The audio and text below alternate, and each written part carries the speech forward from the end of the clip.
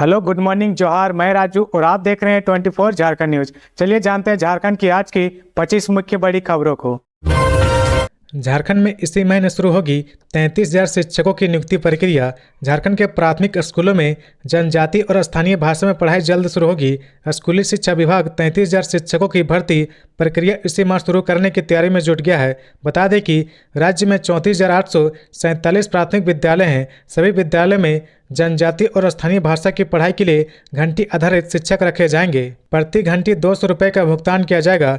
जानकारी के मुताबिक कई योजनाओं को चंपई सरकार अगले 3 से 4 महीने में धरातल पर उतारेगी। जनजाति और स्थानीय भाषा में पढ़ाई के लिए किस जिले के प्राथमिक स्कूलों में कितने और किस भाषा में शिक्षकों की जरूरत पड़ेगी, इसके लिए पिछले 2 महीने से स्कूली शिक्षा विभाग सर्वे कर रहा है। किस प्राथमिक विद्यालय में कितने शिक्षकों की जरूरत होगी, इसकी जानकारी और आकलन के आधार पर आगे कदम उठाए जाएंगे। इधर झारखंड में 26,001 सहायक आचार्यों के लिए परीक्षा इसी महीने होगी। इस पद के लिए अब तक सिर्फ हिंदी विषय की परीक्षा आयोजित की गई है। शेष विषयों की परीक्षाएं लोकसभा चुनाव को लेकर स्थगित कर दी गई थी। जेएसएससी इसके लिए संबंधित तिथि जारी करेगा। सहायक आचार्य के लिए 27-29 अप्रैल तक पारा शिक्षकों ने हिंदी की परीक्षा दी थी। वहीं गैर पारा शिक्षक अभ्यर्थियों ने 2-3 मई को परीक्षा दी थी।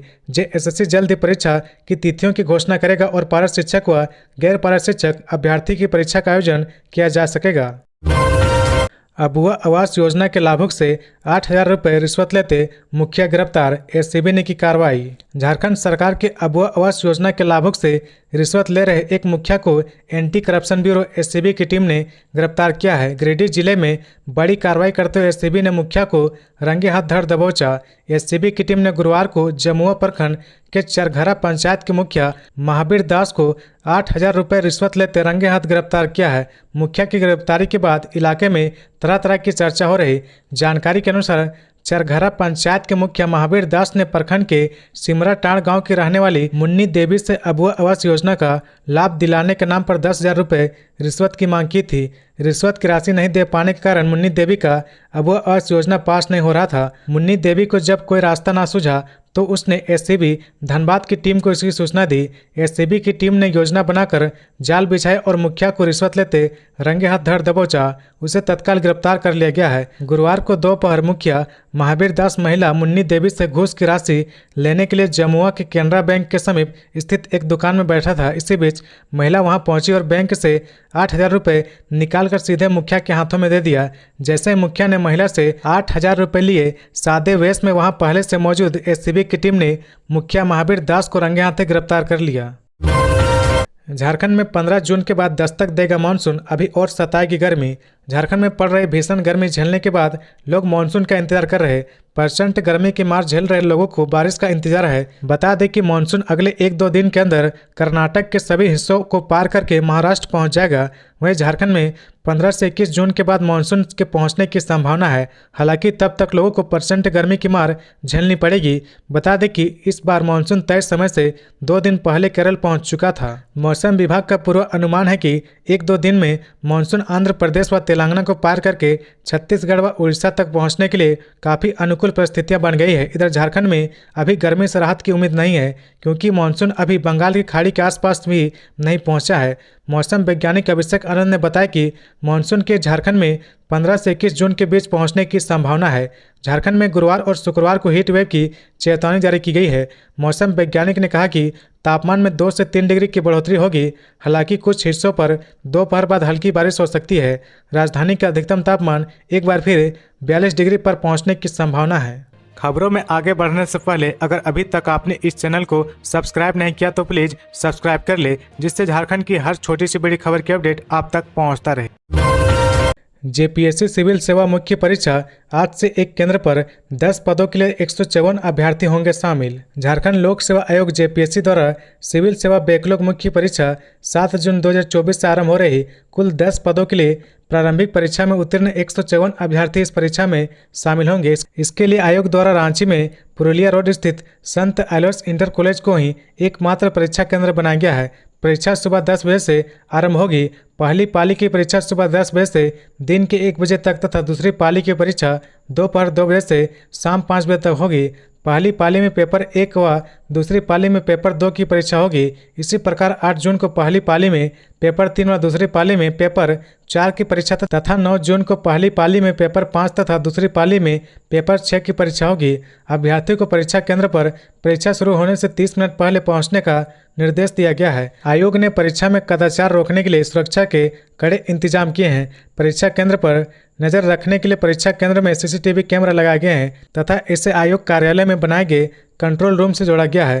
परीक्षा केंद्र पर अभ्यर्थी को आयोग द्वारा जारी एडमिट कार्ड, उपस्थिति व अनुदेश पत्र के साथ स्वयं का 4 पासपोर्ट साइज रंगीन फोटो तथा वैध फोटो पहचान पत्र साथ लेकर पहुंचना होगा। अभ्यर्थी को किसी हाल में परीक्षा हॉल में mobile phone, electronic gadget, bag, calculator, खाद्य सामग्री, पाठ्य पुस्तक, पर्ची, कागज, अस्त्र शस्त्र आदि लेकर प्रवेश करने पर मनाही है। नकल करने, परीक्षा बाधित करने, प्रश्न पत्र, उत्तर पुस्तिका फाड़ने, लेकर भागने इत्यादि पर झारखंड प्रतियोगिता परीक्षा अधिनियम 2023 में उल्लेखित धाराओं के तहत कार्रवाई की जाएगी।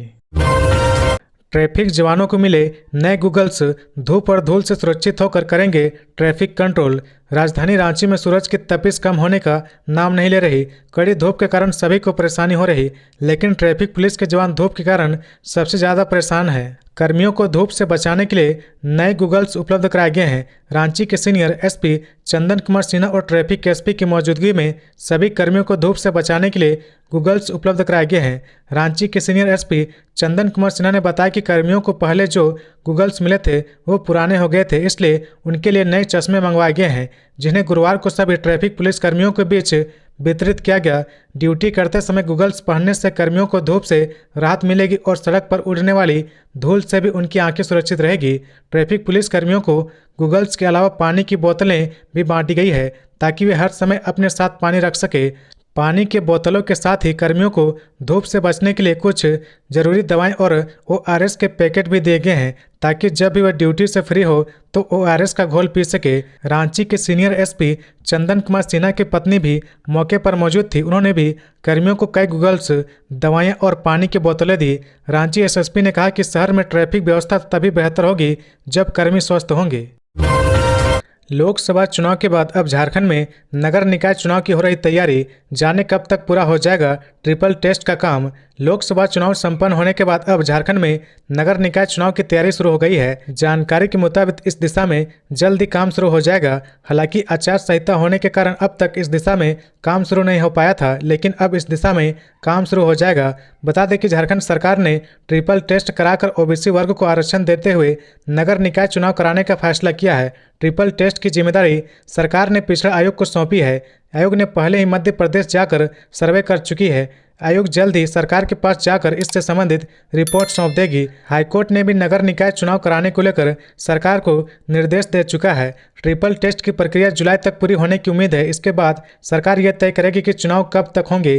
राज्य पिछड़ा वर्ग आयोग के अध्यक्ष योगेंद्र प्रसाद ने इस मामले में पहले कह चुके हैं कि मध्य प्रदेश की तर्ज पर ट्रिपल टेस्ट होगा। इसके बाद सरकार को रिपोर्ट सौंप दी जाएगी। वार्डों के आरक्षण में आबादी और आर्थिक व शैक्षणिक स्थिति का ध्यान रखा जाएगा। सरकार की अनुमति मिलते हैं ट्रिपल टेस्ट की प्रक्रिया 15 दिनों में पूरी कर ली जाएगी। इसके बाद 48 नगर निकायों के विभिन्न वार्डों को चिन्हित कर एक रिपोर्ट दी जाएगी कौन सा वार्ड OBC के लिए आरक्षित होगा।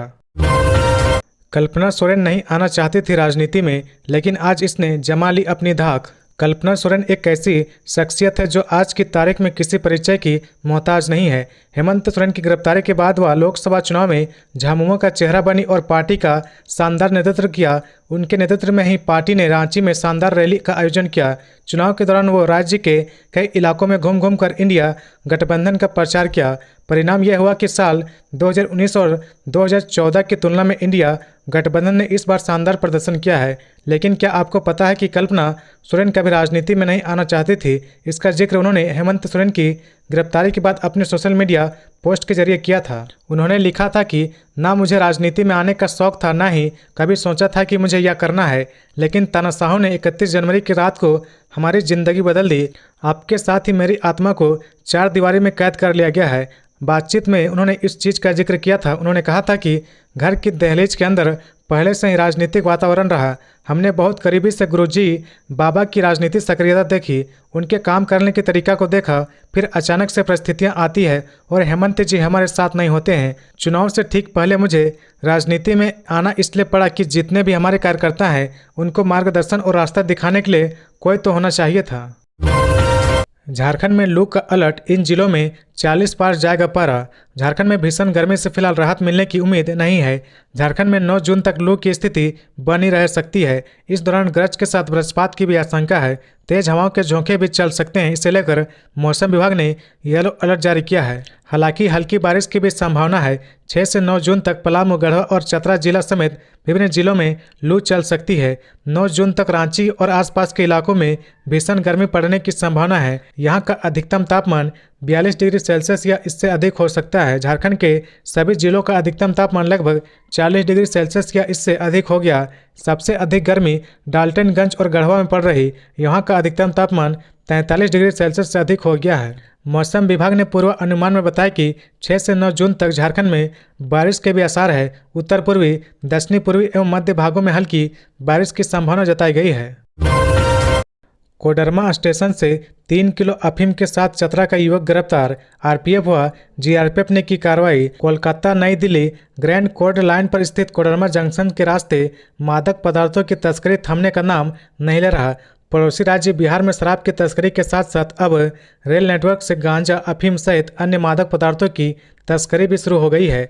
गांजा, अफीम जैसे मादक पदार्थों की तस्करी कर उत्तर प्रदेश, पंजाब और हरियाणा तक भेजा जाता है। आरपीएफ और जीआरपी कोडरमा ने एक ऐसे ही मामले में कार्रवाई करते 3 किलो अफीम के साथ एक तस्कर को गिरफ्तार किया है। गिरफ्तार आरोपी की पहचान 20 वर्षीय दशरथ कुमार राणा, पिता विनोद राणा, निवासी बाखरडी, थाना चोरी, जिला चतरा के रूप में हुई है। आरपीएफ इंस्पेक्टर दीपक कुमार ने बताया कि धनबाद मुख्यालय से मिली सूचना के आधार पर यह कार्रवाई की गई है। उन्होंने बताया कि सूचना पर जीआरपी प्रभारी उपेंद्र पासवान, आरपीएफ के उप निदेशक जितेंद्र कुमार, आरक्षी राम बाबू यादव के साथ कोडरमा स्टेशन के प्लेटफॉर्म नंबर 4 पर संयुक्त जांच अभियान चलाएगा। इस दौरान नए फुट ओवरब्रिज के नीचे काले रंग के P2 बैग के साथ एक व्यक्ति को संदेह आधार पर शाम 7:30 बजे पकड़ा गया।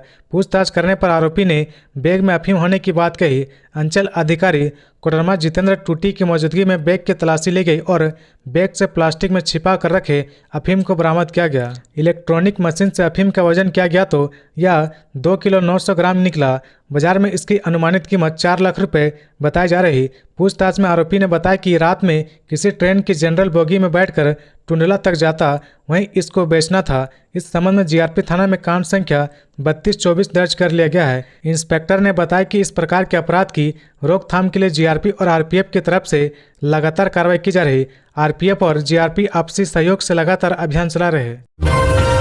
मोदी से मिले आजसू सुप्रीमो सुदेश महतो, तीसरी बार प्रधानमंत्री बनने पर दी बधाई। आजसू सुप्रीमो सुदेश महतो ने गुरुवार को पीएम मोदी से मुलाकात की और उनको तीसरी बार प्रधानमंत्री बनने पर बधाई दी। सुदेश महतो ने देश के प्रधानमंत्री नरेंद्र मोदी को पुनः एनडीए का नेता चुने जाने पर बधाई दी। मौके पर उन्होंने कहा कि नरेंद्र मोदी के नेतृत्व में एनडीए विकसित भारत के संकल्प को पूरा करने की दिशा में पूरी प्रतिबद्धता के साथ कार्य करेगा।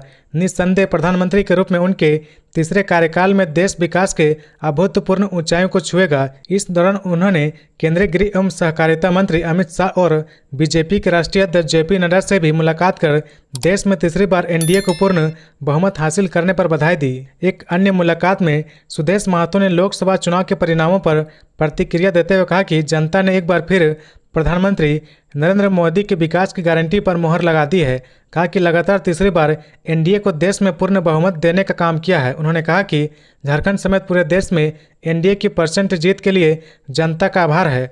हमारी जीत जनता के विश्वास की जीत है। उनका प्रेम, समर्थन और विश्वास ही हमारी सबसे बड़ी शक्ति है। गिरिडीह पर एनडीए उम्मीदवार चंद्र प्रकाश चौधरी की जीत पर उन्होंने कहा कि गिरिडीह लोकसभा क्षेत्र की जनता के स्नेह, आशीर्वाद और विश्वास के कारण ही यह जीत संभव हो पाई है। गिरिडीह वासियों का यह प्यार और आशीर्वाद हमारी ताकत है। इसी ताकत के साथ हम गिरिडीह लोकसभा क्षेत्र का सर्वांगीण विकास के लिए पूरी प्रतिबद्धता के साथ काम करेंगे। इस ऐतिहासिक जीत के लिए परिश्रम करने वाले सभी कार्यकर्ताओं का धन्यवाद। एशियाई कुश्ती चैन ट्रायल के लिए झारखंड कुश्ती टीम दिल्ली के लिए रवाना।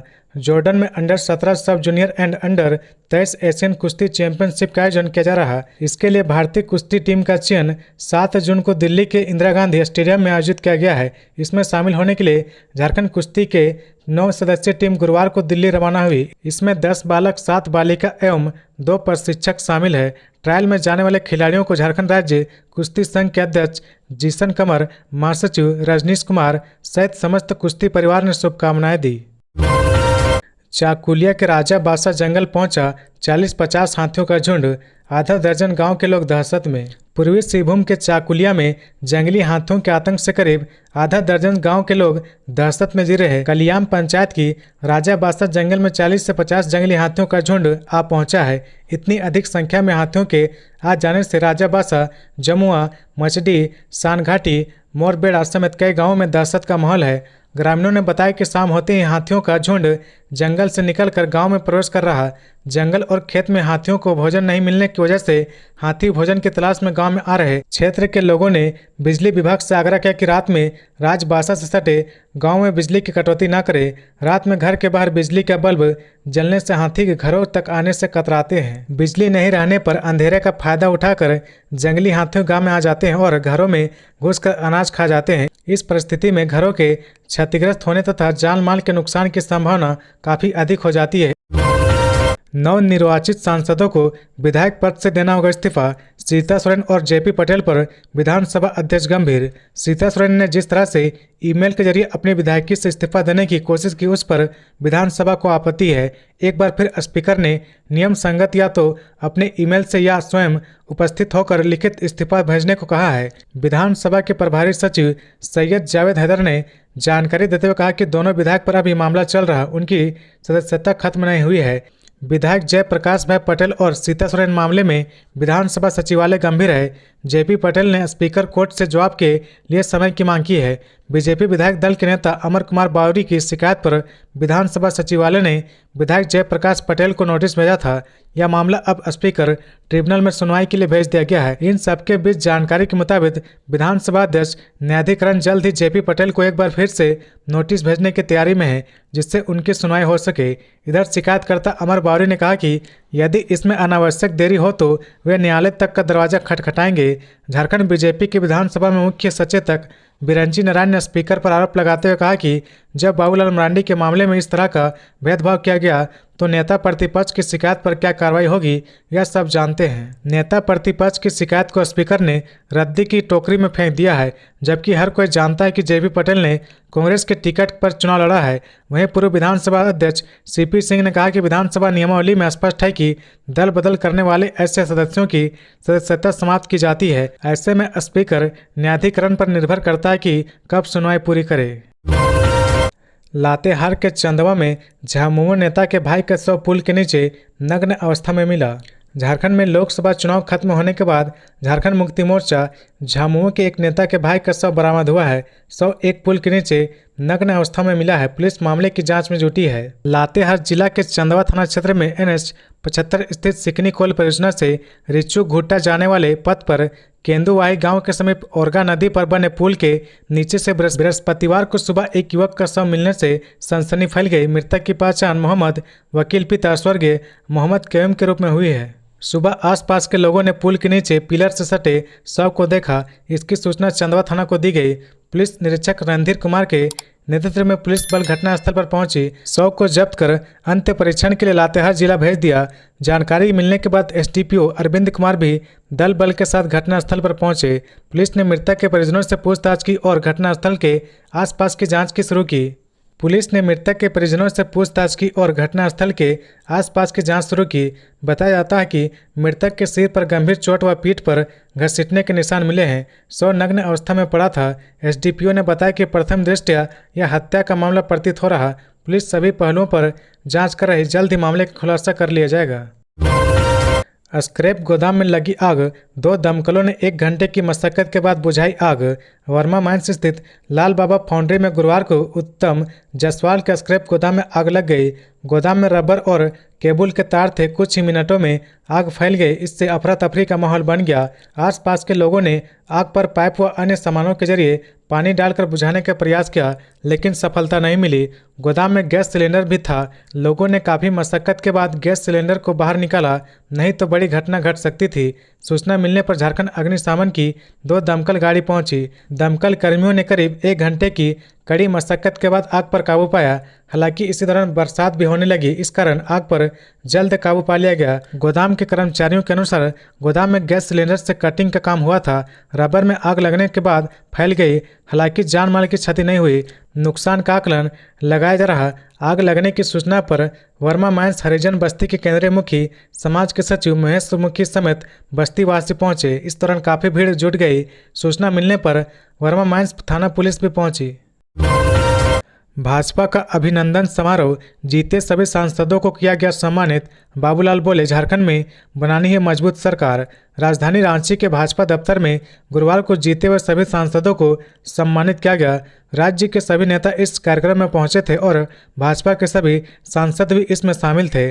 कार्यक्रम को संबोधित करते हुए प्रदेश अध्यक्ष एवं पूर्व मुख्यमंत्री बाबूलाल मरांडी ने कहा कि जनता के आशीर्वाद से प्रधानमंत्री नरेंद्र मोदी के नेतृत्व में देश में तीसरी बार मोदी सरकार का संकल्प पूरा हुआ है। बाबूलाल ने कहा कि यह उपलब्धि ऐतिहासिक है। जनता ने मोदी सरकार की नीतियों और कार्यक्रमों पर अपनी मुहर लगाकर आत्मनिर्भर भारत, विकसित भारत बनाने का जनादेश दिया है। बाबूलाल मरांडी ने नवनिर्वाचित सांसदों एवं उप विजेता रहे प्रत्याशियों का स्वागत एवं अभिनंदन करते हुए कहा कि जनता ने 9 सीट पर जीत दिलाकर एनडीए को झारखंड में सबसे बड़ा गठबंधन बनाया है। जनता ने 50 से अधिक सीटों पर भाजपा को जीत दिलाई है। उन्होंने कहा कि यह जनादेश मोदी सरकार की उपलब्धियों के समर्थन में है ही तो भ्रष्टाचार एवं तुष्टीकरण में अखंड डूबी राज्य की ठगबंधन सरकार के खिलाफ है। हम सबको अभी आराम नहीं करना है। हमें तीसरी बार मोदी सरकार के संकल्प को पूरा करने के बाद झारखंड में भी भाजपा के नेतृत्व में एनडीए की मजबूत बनानी है।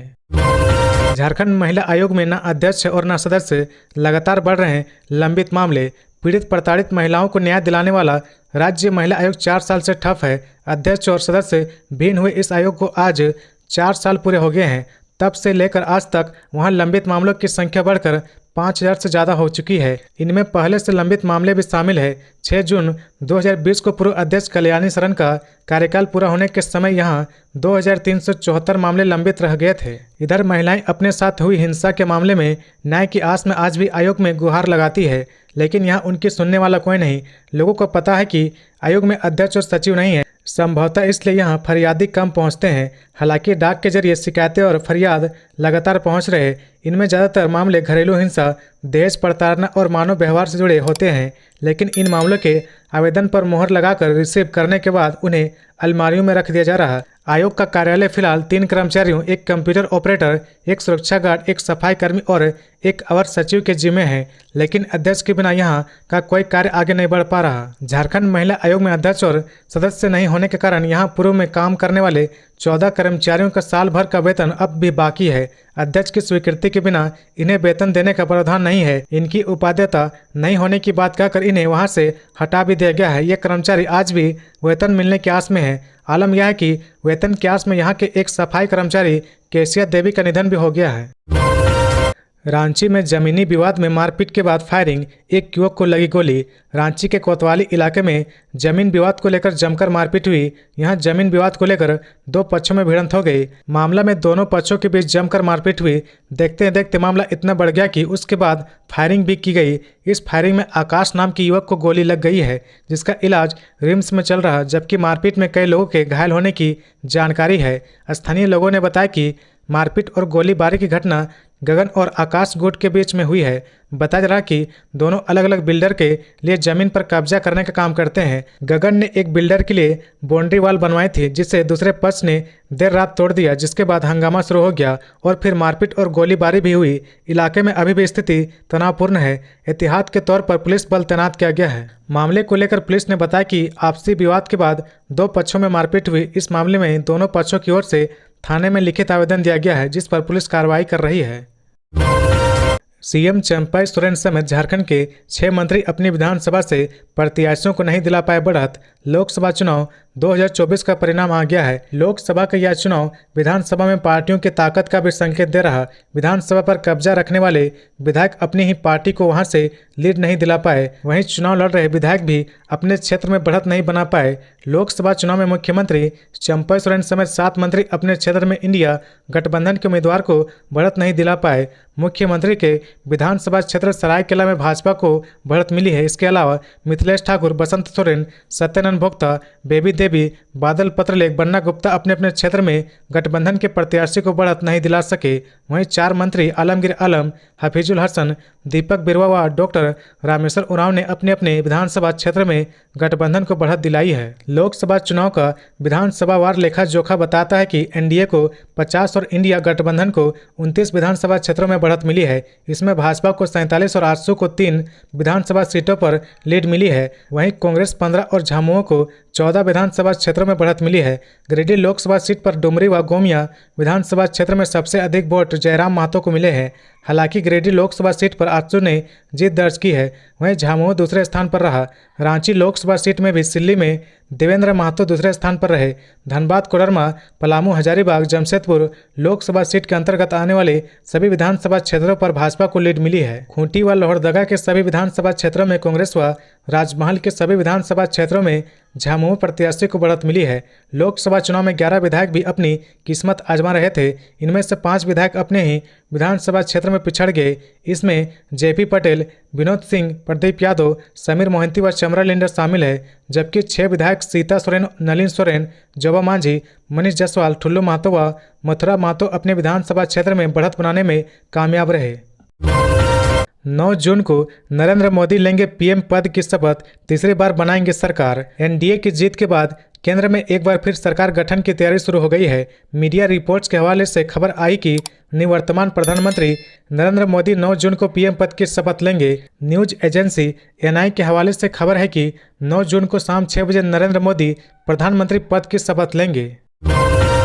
झारखंड को मणिपुर बनाना चाहती है भाजपा, जेल में हेमंत को है खतरा, कल्पना सोरेन का सीधा हमला। लोकसभा चुनाव के नतीजे आने के बाद पूर्व सीएम हेमंत सोरेन की पत्नी कल्पना सोरेन अब भाजपा के खिलाफ आक्रामक रुख अख्तियार करती दिख रही। उन्होंने सोशल मीडिया के जरिए झारखंड वासियों से आह्वान किया कि अगर हेमंत सोरेन के पक्ष में मजबूती से खड़ा नहीं हुए तो भाजपा के लोग इस राज्य को मणिपुर बनाने से बाज नहीं आएंगे। दरअसल 31 जनवरी को जमीन घोटाले मामले में हेमंत सोरेन की गिरफ्तारी के बाद उनके सारे सोशल मीडिया प्लेटफॉर्म को उनकी पत्नी कल्पना सोरेन हैंडल कर रही। गांडे विधानसभा उपचुनाव जीतने के बाद पहली बार कल्पना सोरेन ने भाजपा पर इतना तीखा हमला बोला है। कल्पना सोरेन ने दिवंगत फादर स्टैन स्वामी को आदिवासी अधिकार कार्यकर्ता बताते हुए सोशल मीडिया पर लिखा कि पुलिस हिरासत में उनकी मौत भारत के लोकतंत्र और मानव अधिकार पर काला धब्बा है। उन्होंने चुनाव परिणाम को उनकी मौत का बदला लेने की शुरुआत बताकर तुलना की है। अब सवाल है कि क्या कल्पना सोरेन को इस बात का डर सता रही कि जेल में बंद हेमंत सोरेन के साथ भी किसी तरह की अनहोनी हो सकती है। झामुमो प्रवक्ता मनोज पांडे ने कहा कि इसकी चर्चा पूरे झारखंड में हो रही। आखिर हेमंत सोरेन को बेबुनियाद आरोप में जेल में क्यों रखा गया है? कहीं ऐसा तो नहीं कि उनके साथ भी स्टैन स्वामी की तरह किसी तरह की साजिश रची जा रही है। जामताड़ा जिले में 10 जून से 15 अक्टूबर तक नदी से बालू के अवैध खनन व ढुलाई पर लगाए रोक। जामताड़ा डीसी कुमुद साय के दस्ता में विभिन्न विभाग की ओर से संचालित विकास योजनाओं की समीक्षा हुई। डीसी ने खनन से संबंधित समीक्षा में कहा कि जिले में अवैध खनन नहीं हो, इसके लिए सभी थाना प्रभारी, अंचल अधिकारी एवं जिला खनन पदाधिकारी समन्वय बनाकर लगातार छापेमारी करें। कहा कि एनजीटी के निर्देशानुसार 10 जून से 15 अक्टूबर तक नदी घाटों से बालू का अवैध खनन नहीं होना चाहिए, इसका अनुपालन सुनिश्चित करें। अवैध खनन व परिवहन पर रोक के लिए लगातार छापेमारी करें। अवैध शराब की बिक्री किसी भी हालत में नहीं होने देने का निर्देश दिया है। वहीं मनरेगा के तहत सभी गांवों में 6 योजनाओं का संचालन सुनिश्चित करें। योजनाओं में अधिक से अधिक महिला श्रमिकों को रोजगार से जोड़े। मनरेगा से संचालित जो भी योजनाएं अपूर्ण है उसे शीघ्र पूर्ण करें। कहा कि मजदूरी भुगतान में किसी प्रकार की कोताही नहीं होनी चाहिए। झामुमो के विजय जुलूस में झूमे थाना प्रभारी, वीडियो हो वायरल। जामताड़ा के नाला क्षेत्र के कुंडहित से एक वीडियो वायरल हो रहा, जिसमें एक थाना प्रभारी झूमते हुए नजर आ रहे लोगों के साथ वह भी बेफिक्र होकर खूब नाचते दिखाई पड़ रहे। थाना प्रभारी की पहचान सुरेश दुबे के रूप में हुई है। इस वीडियो के वायरल होने के बाद बीजेपी के पूर्व प्रदेश प्रवक्ता परवीन प्रभाकर ने पोस्ट हमला बोला है। उन्होंने कहा कि पुलिसकर्मी पर झामुमो कार्यकर्ता की तरह काम करने का आरोप लगाया है। उन्होंने पुलिसकर्मियों पर झामुमो कार्यकर्ता की तरह काम करने का आरोप लगाया है। उन्होंने भी ये वीडियो पोस्ट कर लिखा कि जामताड़ा जिला के नालच क्षेत्र के कुंडहित में झामुमो के विजय जुलूस में थाना प्रभारी सुरेश दुबे नशे में जमकर झूमे। क्या यह प्रमाण नहीं कि दुमका लोकसभा में कई थाना प्रभारी झामुमो कार्यकर्ता के रूप में कार्य कर रहे थे। वीडियो में देखा जा सकता है कि थाना प्रभारी अपने चेहरे पर गुलाल लगाए हुए हैं और वह स्थानीय लोगों के साथ खूब डांस कर रहे हैं। दरअसल 2 दिन पहले ही लोकसभा चुनाव का रिजल्ट जारी हुआ है। जामताड़ा विधानसभा क्षेत्र दुमका लोकसभा के अंतर्गत आता है। दुमका में झामुमो के नलिन सोरेन विजय हुए थे। इसी खुशी में झामुमो समर्थक खुशी मना रहे थे। ये वीडियो उसी दौरान का है। तो ये थी आज की झारखंड की टॉप बड़ी खबरें। इसी तरह झारखंड की हर छोटी सी बड़ी खबर देखने के लिए आप हमारे चैनल 24 झारखंड न्यूज को सब्सक्राइब करके बेल आइकन प्रेस कर ले, जिससे झारखंड की हर छोटी सी बड़ी खबर की अपडेट आप तक पहुंचता रहे। तो आज के लिए बस इतना ही। हमें दीजिए इजाजत, फिर मिलते हैं नेक्स्ट न्यूज में।